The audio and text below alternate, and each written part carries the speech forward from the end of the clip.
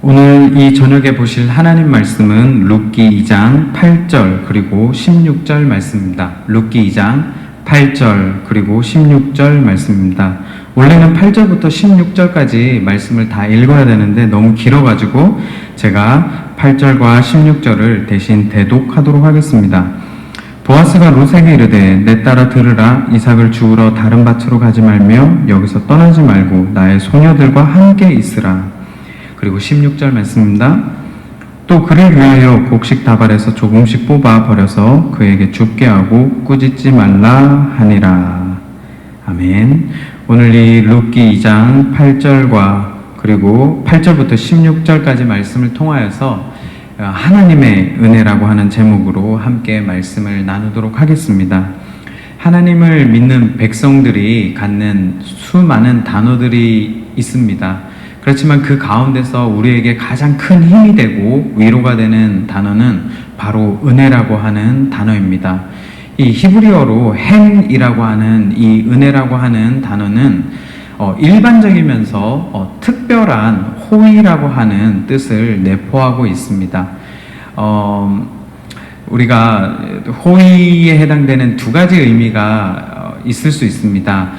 적십자에서 우리 베푸는 일반적인 호의가 있을 수 있겠죠. 북한의 어려운 상황이라든지 이번에 비가 많이 와서 수해를 입은 이런 상황 가운데 트럭에 많은 쌀과 어떤 생수병과 어떤 물품들을 많은 사람들에게 그냥 펼쳐놓고 누구든지 가져가라 하는 것은 바로 일반적인 호의라고 할 수 있습니다. 하지만 또 특별한 호의가 있을 수 있겠죠. 바로 연인 간에 그리고 부모님과 자녀들 간에 어떤 특별한 선물을 주고받으면서 베푸는 호의를 우리가 생각해 볼 수 있습니다. 특별히 연인 간에 프로포즈를 하는데 어떤 반지를 이렇게 손가락에 끼워주면서 나랑 결혼해 주겠냐라고 할 때 그 반지가 적십자에서 주는 예를 들면 1500번째 어떤 그 구리로 만든 그런 반지를 주면은 아마 그 자매가 반지를 던져버리고 또 그 형제는 아마도 바깥 어두운데 그 쫓겨남을 당하여서 슬피 울며 이를 갈미 있는 일이 될 것입니다. 그 선물이라고 하는 것은 그 상대방에게 특별한 것을 주는 것을, 특별한 호의를 베푸는 것을 말을 할 수 있겠죠. 하지만 오늘 제가 말씀드리면서 이 일반적이면서 특별한 호의라고 말씀드린 이유는 바로 은혜라고 하는 것은 받을 만한 자격이 없는 자들에게 베풀어주는 일반적인 호의가 내포되어 있기 때문입니다. 특별히 죄인이 예수 그리스도를 믿음으로 얻는 구원은 인간이 경험할 수 있는 가장 기본적이면서도 놀랍고 특별한 은혜에 해당되기 때문입니다. 그런데 이 은혜가 한 번의 구원을 통하여서 깨닫는 은혜가 전부가 아닙니다. 살아계신 하나님께서는 하나님의 백성이 된 자들에게 오늘도 끊임없이 은혜를 베푸십니다.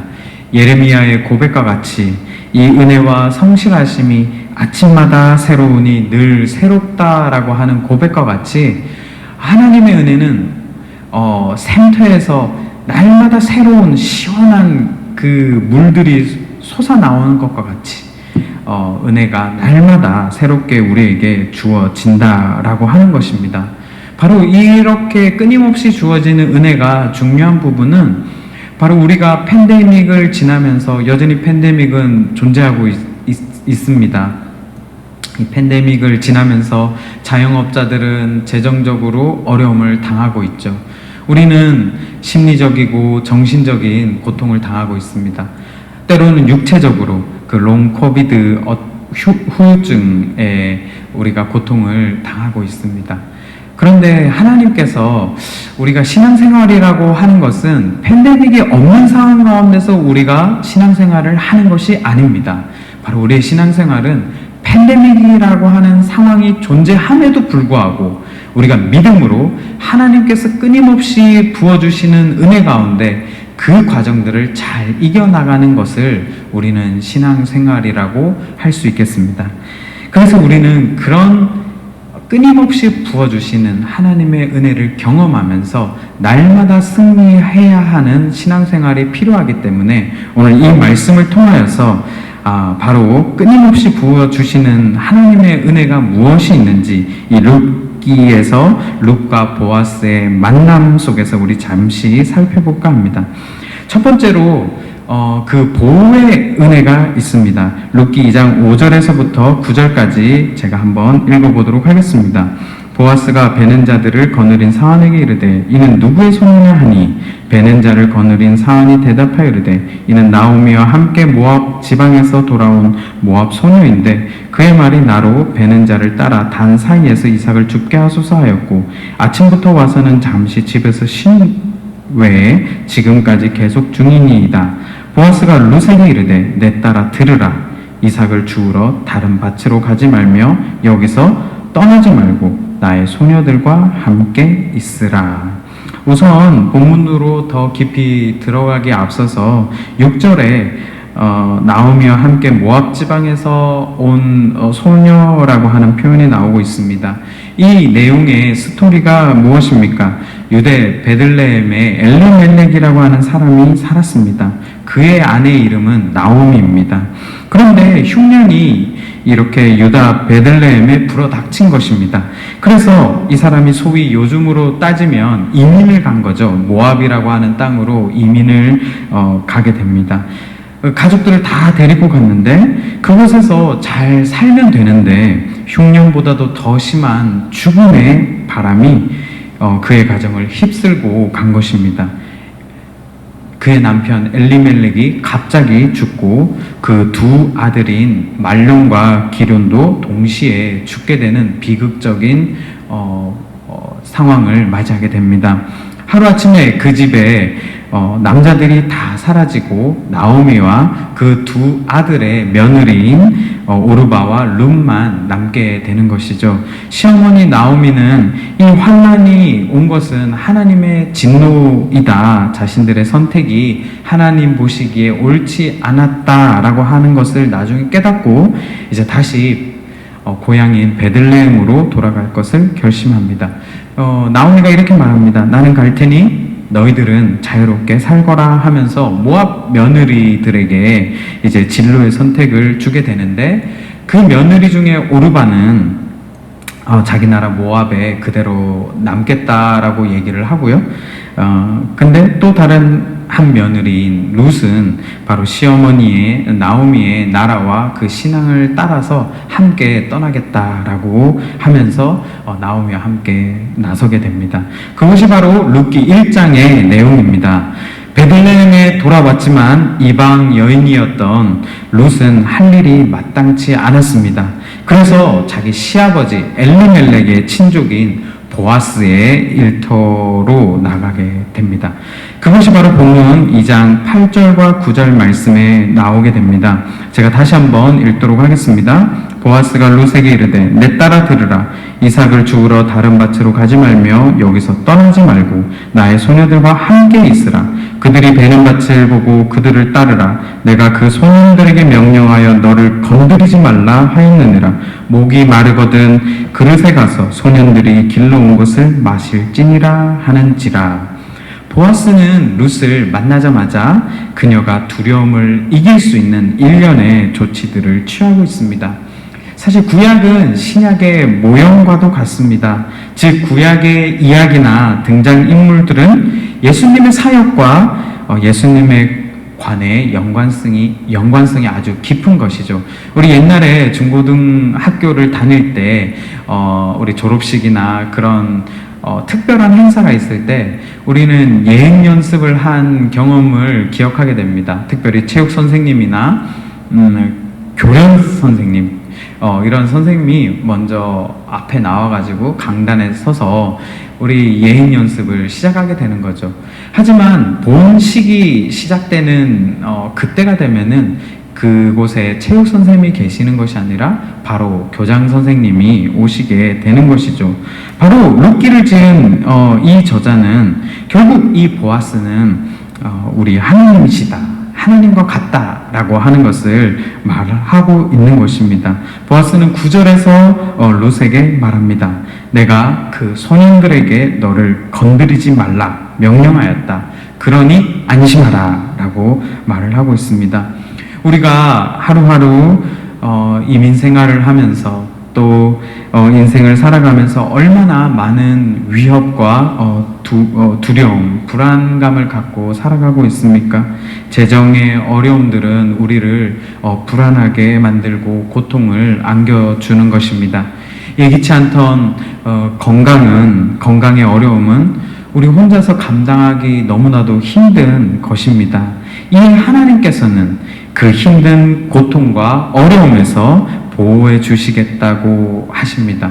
그 말씀을 듣게 된다면 우리가 얼마나 큰 위로가 될 수 있겠습니까? 우리 하나님께서는 질병과 가난과 저주를 가져온 사단에게 이렇게 말씀하고 있습니다. 욥기 1장 12절 말씀에 보니까요, 여호와께서 사단에게 이르시되 내가 그의 소유물을 다 내 손에 붙이노라.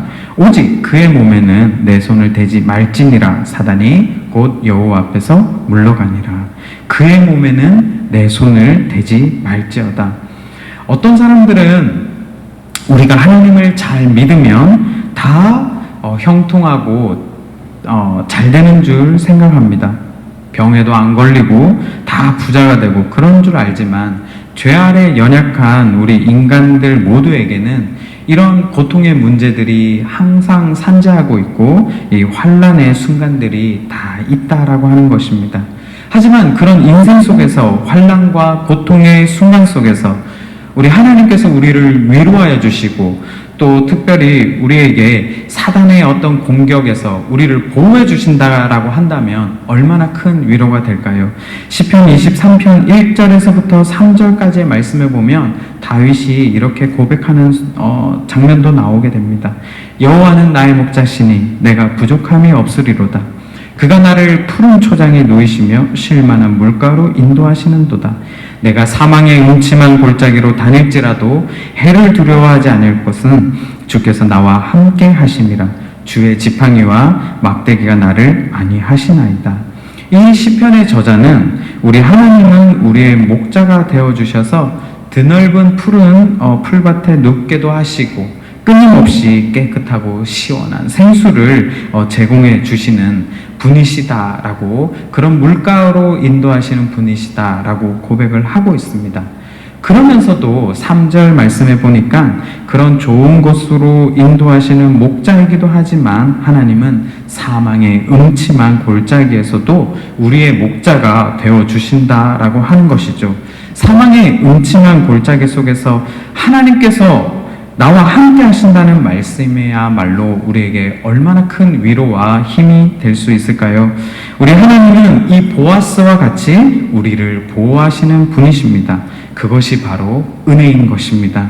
그렇다면 우리 하나님께서 왜 우리를 이런 환난과 고통의 어떤 두려움에서 보호하시려고 하시는 것일까요?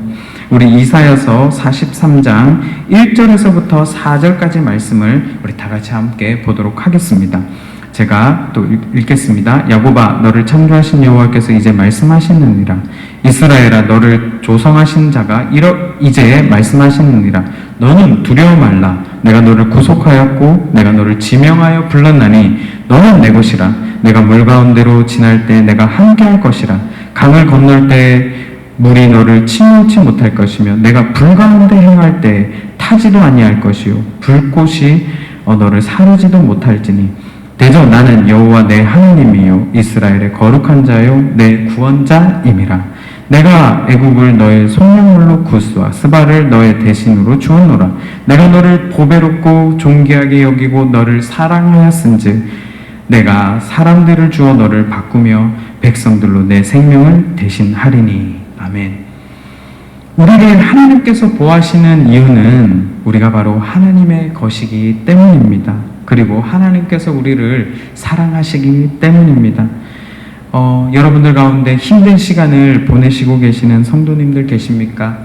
눈앞에 커다란 강물이 밀려 들어오는 공포가 있고 뜨거운 불길 속에서 견디기조차 힘든 성도님들 계십니까? 오늘 하나님께서 여러분에게 말씀하십니다. 너는 두려워 말라.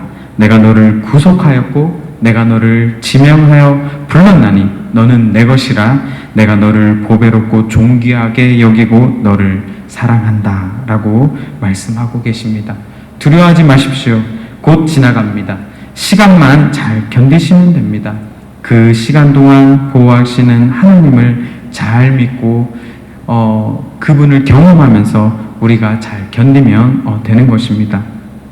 두 번째는 위로의 은혜가 있다는 것입니다. 본문 13절 말씀을 다 같이 보도록 하겠습니다. 롯이 가로되 내 주여 내가 당신께 은혜 입기를 원하나이다. 나는 당신의 시녀의 하나와 같지 못하오나 당신이 이 시녀를 위로하시고 마음을 기쁘게 하는 말씀을 하셨나이다. 롯은 단지 보아스를 만남으로 위로를 받았다고 고백을 하고 있습니다. 신앙의 놀라운 은혜 가운데 하나는 위로받기 어려운 세상 속에서, 상황 속에서 우리가 하나님의 위로를 경험하면서 살아간다라고 하는 것입니다. 때론 살다 보면은 어느 누구에게도 위로가 안 되는 상황에 처할 때가 있습니다. 심각한 건강에 고통을 당하고 있을 때 가까이 있는 가족조차도 큰 위로가 되지 못하는 경우가 있습니다. 혼자 끙끙 앓고 혼자 두려워하고 죽음의 고통 가운데서 이 고통의 순간들을 어떻게 견뎌나갈까? 누가 나를 위로할까? 할 때 그 상황 가운데 그 시간에 바로 하나님께서 여러분들을 위로하신다라고 하는 것입니다. 고린도후서 1장 3절에서부터 7절까지 말씀을 보시게 되면요. 찬송하리로다. 그는 우리 주 예수 그리스도의 하나님이시요 자비의 아버지시요 모든 위로의 하나님이시며 우리의 모든 환난 중에서 우리를 위로하사 우리로 하여금 하나님께 받는 위로로서 모든 환난 중에 있는 자들을 능히 위로하게 하시는 이시로다. 그리스도의 고난이 우리에게 넘친 것 같이 우리의 위로도 그리스도로 말미암아 넘치는 듯다. 우리가 환난 당하는 것도 너희의 위로와 구원을 위함이요 혹 위로받는 것도 너희의 위로를 위함이니 이 위로가 너희 속에 역사하여 우리가 받는 것과 같은 고난을 너희도 견디게 하느니라. 너희를 위한 우리의 소망이 견고함은 너희가 고난에 참여하는 자가 된 것 같이 위로에도 그러할 줄을 알미니라. 아멘. 성경에서는 늘 고난과 위로가 함께 등장합니다. 하지만 성경은 늘 초점이 고난에 있지 않습니다. 늘 고난 가운데 거하시는 하나님의 위로와 은혜에 초점이 맞춰져 있는 것이죠. 이 이야기는 힘든 상황 가운데서 고난만 바라보지 말고 하나님의 위로를 졸라대며 달라고 하는 말도 아닙니다. 진정한 하나님의 위로를 경험하신 분들이 계십니까? 그때는 오히려 아무 힘이 없을 때입니다. 눈물을 흘리고 또 흘리고 더 이상 흘릴 눈물이 없을 만큼 일어나려고 해도 일어날 수 없는 그 가느다란 다리를 부여잡고 정말 일어서려다가 넘어지고 또 넘어지는 그런 상황일 때 비로소 하나님의 위로가 임하는 것입니다. 그래서 하나님의 위로는 우리가 하나님을 향한 마음과 사랑과 믿음이 더욱 강해지도록 만드는 능력이 있습니다. 달라고 얻어지는 것이 아니고 졸라댈 그 조금의 힘조차 없는 그 상황 가운데 깨닫게 되고 힘이 되고 그리고 회복해 되는 그런 하나님의 주권적인 능력을 경험케 되는 것입니다. 마지막으로 우리 교제의 은혜가 있습니다. 오늘 14절 말씀에 보니까요. 식사할 때에 보아스가 롯에게 이르되 이리로 와서 떡을 먹으며 내 떡 조각을 초에 찍으라. 함으로 롯이 곡식 빼는 자 곁에 앉으니 그가 볶은 곡식을 주매 롯이 배불리 먹고 남았더라. 보아스는 또한 롯으로 하여금 감히 보아스의 식탁에 함께 앉아서 교제를 할 수 있도록 축복을 베풀고 있습니다. 사실 식탁은 아무나 함께 하는 것이 아니죠. 특히 우리 예전에 조선시대나 어떤 사극들을 보게 되면 양반이 그 노비하고 여행을 가다가도 그 볕단이나 그런 곳에 이 양반과 노비가 함께 그냥 쭈그려 앉아서 잠을 자는 것을 우리가 보게 됩니다. 하지만 그렇게 새우잠을 양반과 노비가 함께 잘 수는 있다 할지라도 식탁에서 양반과 노비가 함께 먹는 장면은 쉽게 볼 수가 없는 것입니다. 어떻게 자신의 소유물과 함께 한 식탁에서 밥을 먹을 수 있겠습니까? 마찬가지로 고대 근동 이 이스라엘의 문화 속에서도 가족이 아니면, 그리고 언약의 어떤 약속에 체결된 그런 관계가 특별한 관계가 아니라고 한다면 밥을 같이 먹을 수가 없게 되는 것이죠. 바리새인들과 서기관들이 예수님을 향하여서 비웃었던 것이 무엇 때문이었습니까? 너희 선생은 정말 자신이 하나님의 아들이라고 하면서 병도 고치고 기적도 일으키고 하는데, 결론적으로 그 예수라는 자가 누구랑 같이 밥을 먹고 있냐? 바로 죄인들, 창기, 세리들과 같이 밥을 먹지 않냐? 같은 레벨이지 않냐?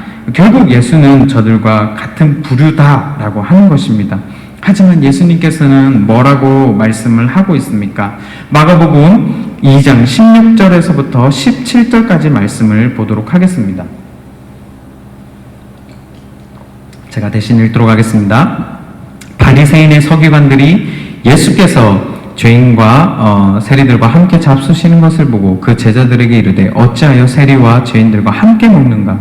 예수께서 들으시고 저희에게 이르시되 건강한 자에게는 의원이 쓸데없고 병든 자에게라 쓸데가 있느니라. 내가 의인을 부르러 온 것이 아니요 죄인을 부르러 왔노라 하시니라.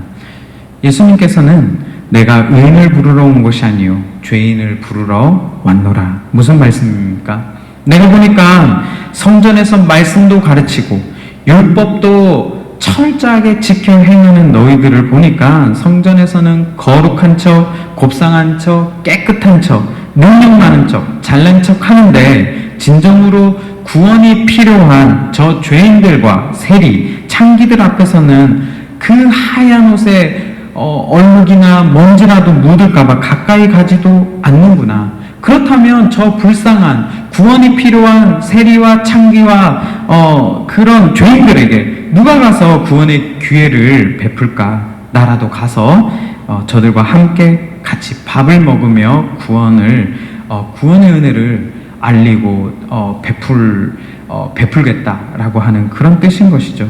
사실 인간들에게서 진짜 깨끗한 사람이 누가 있습니까? 죄로 인해서 더러운 똑같은 인간들인데 신분으로, 지식으로, 선견으로 고집을 앞세워서 난 저들과 다른 존재야 하면서 뒷짐지고 있는 꼴을 예수님께서 보시니까 얼마나 한심하다 생각을 하셨겠습니까? 보아스는 룻에게 식사를 청합니다. 결국 마지막 룻기 4장 결론에 가면은 한 식구이자 보아스와 이 룻은 한 부부의 관계에서 식사를 하는 것입니다. 바로 이 식사를 함께 하는 것, 그것이 바로 은혜라고 하는 것입니다.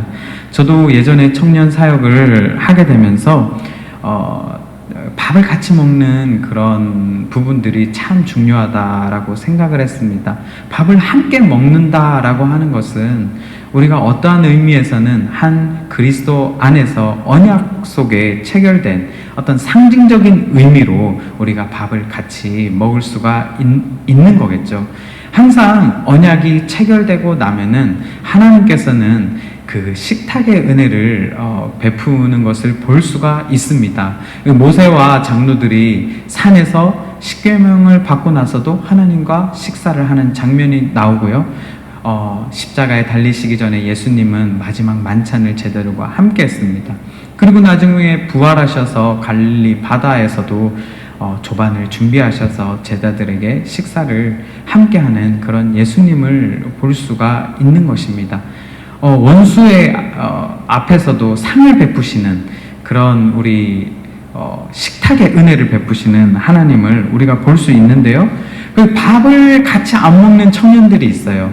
이런 청년들은 뭔가 병들어 있습니다. 문제가 있는 거죠. 밥을 같이 함께 그 식탁의 교제를 함께 하지 못하는 부분은 바로 은혜가 떨어졌다라고 하는 것을 볼 수가 있습니다.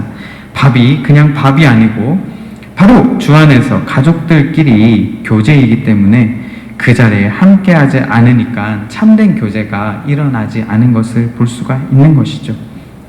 말씀의 결론을 맺도록 하겠습니다. 룻기 1장은 누가 죽고 장례식으로 시작을 합니다.